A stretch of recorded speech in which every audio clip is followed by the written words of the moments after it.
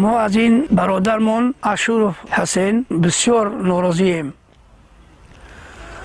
و اینکه مقصد این برادر ما وقت انسانگریت نداره.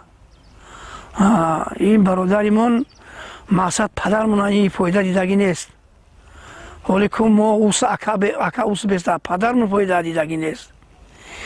ایرا نمیدونیم کی بردگیه، چخیل بردگیه، این با کی را کار میکنه، این خودش کیه، این برادر ما این چی میکنه، این چی نیت داره.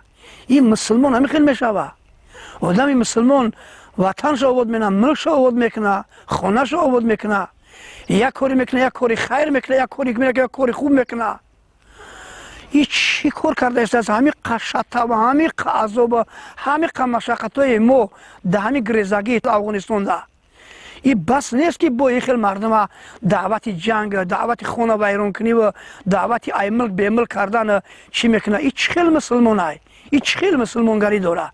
و مسلمان آدم همین خیلی میکنه. مسلمان آدم خونه آباد میکنه، در آباد میکنه، یک کسی یک کاری خیر میکنه، یک کسی ایروی بد میگردونه. این چه خیلی مسلمان های.